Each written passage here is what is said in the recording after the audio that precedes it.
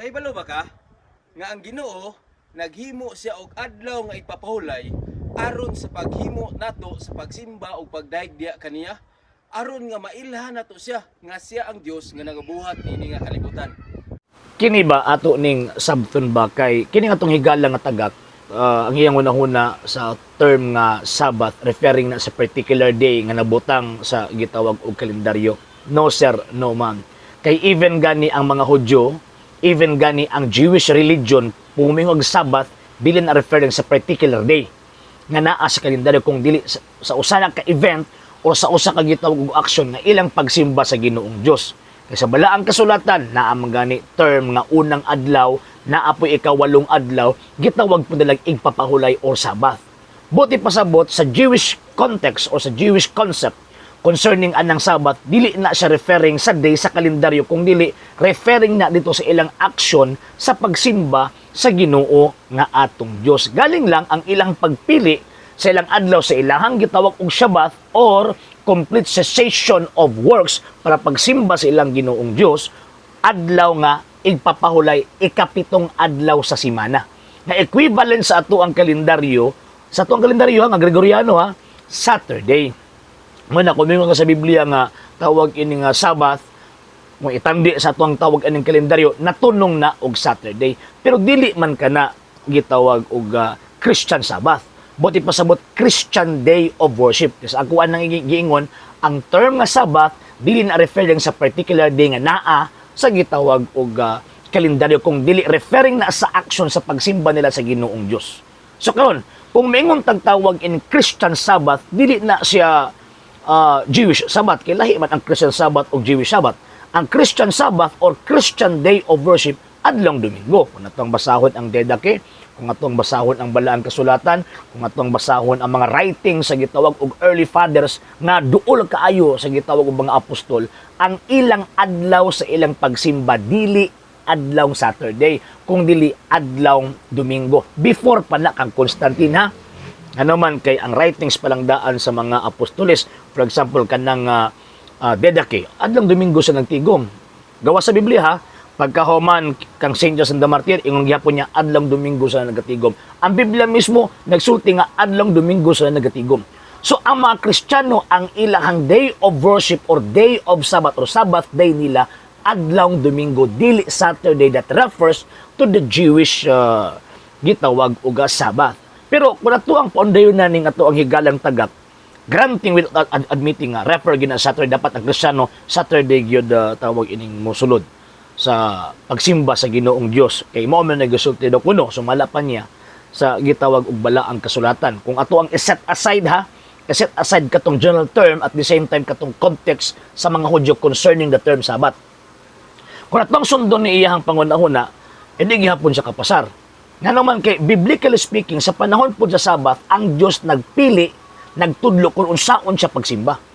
Sa Old Testament na unang gitagaan anang Sabbath, na sumala pa nila ikapito.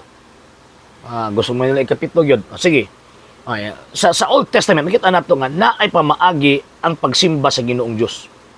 Pagsimba sa mga tao dito sa Ginoong Diyos. Una, mag-offer sila og sacrifice. Number two, panguluhan og tawag ining pari. Ang problema ang karon kay nagsunod-sunod og sabat-sabat kuno. Nagdeklara nga kuno nagsunod sila sa sabat pero mas sila pari. Ikaduha pod wa pod sila gi-offer nga gitawag og sacrifice. Ngano man kay kinahanglan man kana i-offer og sacrifice even gani ang New Testament. Namo sila gi-offer nga sacrifice kadtong mga apostol, kadtong unbloodly sacrifice katong giingon ni propetang Malakias, gikan sa pagsubang hangtod sa pagsalop ang putli nga halad igahalad ngadto sa Ginoong Dios. Wa man naggisunod sa tawag ining mga piki nga sabadista ning ato ang ilabi na kining ato ang reaksyonan karon wa man na sunod. So buti pasabot bisan pag makig-away sila anang adlaw ikapito, the fact nga wala nila gisunod ang pamaagi sa pagsimba nga gitudlo mismo sa Dios nga gidawat sa mga Hudyo pinakauna og pagkahuman pag-abot sa Bawat Testamento nagpadayon man gyapon na sila. Kay wa man nila gidawat, wa man nila sunda. So buti pasabot wala sila naka-fulfill ni anang maong gitawag og Sabbath day. Ano man kay pari ang nangulo dito sa Spastoy.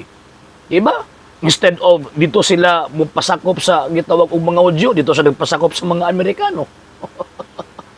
Niya baga. hasta yung yabaga og mao na sundon di gihapon lagi sila kasunod. Pero sa atoa mo bitaw giingon nga sa napulo ka sugo ang Sabbath day kana nga gitawag og balaod accidental na kumbaga di na sa substantial. Ang substantial sa Sabbath day katong worship. Ang accidental ang day of worship anus sa simbahon. So gipili sa mga Kristiyanos adlong Domingo kay kanang adlaw mao na ang pagkabanahon ni Kristo ug unang gisimba siya sa mga apostol after sa iyahang resurrection. Ug mao na lang nadawat nga practice. Ug even ang mga fathers kan atong sila di na ta magpakahudyo kay naa na ta kag Kristo ug nakadawat kita sa dugo ni Kristo nga simbahon na to siya sa adlong Domingo. So mo nang mga Kristiyano kini kay piki man nga sa balista wala ipamugos gyapon nila nga nagsunod ko sila pero ang tinuod na wa sila kasunod kay ang ilahang pagsunod kanang Sabbath day nila Americanized na dili na gikan sa Biblia. O kahibalo ba ka nga dunay tao nga gustong muguba ni ini ug mao kana siya si Constantino. Si Constantino naghimo siya og adlaw nga pagsimba nga mao ang Domingo. In honor sa iyang Dios nga mao ang adlaw. Laing pagpamutbot na po ni Pawix.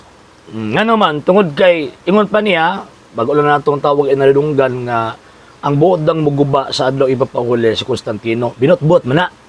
Asa man ka nakabasag decree ni Constantino nga, niingon siya nga i-abolish niyang adlaw ipapahuli sa mga Hudyo, or katong gitawag Biblika Sabat. Di ka makabasa na. Bisag usa ka panid sa kasaysayan, di ka makabasa na nga may pakanaog og decree si Constantino concerning sa pag-abolish sa gitawag og Jewish Sabbath. Number 2 point. Si Constantino nagdeklara nga ang adlong Domingo mao na ang adlong rest sa tanang sa secular gitawag og empire. Nga naman kay influenced siya sa mga Kristiyanos. Kay kabalo siya before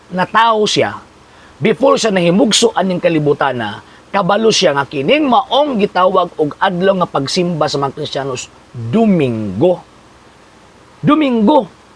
Niya, pagkahuman utang po niya na in honor sa Diyos sa mga Kristiyano tungod sa pagkadaog niya kang sa battle, sa gira against kang gitawag og Maxentius. So binutbot ng inyong giingon nga naghimo siya og tawag ining iyahang adlaw sa pagsimba kay para in honor sa iyahang Diyos. Gi-abolish man gani niya ang tawag anang pagan worshiping ilabinag kining mga fanatic or kaning mga gihimo nga panatiko nga mga pagano sa iyahang panahon pagka 21. Gi-abolish man gani niya pagkauman mag-declare na hinuon siya og tawag ining in honor sa mga Diyos. Gipangwaan man gani niya og kining kuan ang mga kagahom ang mga pagano at that time kay para in honor sa Diyos ang gitawag og mga Kristiyanos. Binutbot ni mo mga tawhana. Gusto gid nila kana ibitaw i-twist ang history ba? Ayaw ninyo i-twist ang history. Kay mo nagingon ba kung tinuod gyud mo nagsultis ka matuuran, dapat musulti mong tinuod. Ayaw mo gitawag og pagpamakak. Kanang legalization buot ipasabot ni ana before Constantine illegal ang mga Kristiyanos kaniadto. Wanang iyang gilegalized. At the same time wala may tawag ining official day of worship ang mga pagano. Tanang adlaw mao man ang panahon sa ilang pagsimba kay inuunor man na sa ilang mga Diyos-Diyosan. Magbitaw nga taga-adlaw ang mga names sa mga adlaw ilahang tawag ang gi-honor sa ilahang mga Diyos. Even gani ng Saturday pagsimba na kang Saturno para sa mga gitawag og mga pagano. Pero dili man na mo'y pangunahon na ni Constantino. Ang kaya ang pangunahon na ni Constantino i-honor ang Diyos sa mga Kristiyanos kay diha siya nagkautang tungod sa pagkadaog niya sa battle against Maxentius. So ingon na ay ayaw ninyo lubag-lubagon pag yun ninyo. Wala mag-ingon sa mga tawhan na mga iyagid ni sa yawa ni mga tawhan na kay hindi magibusot ni tinuod. Di ba?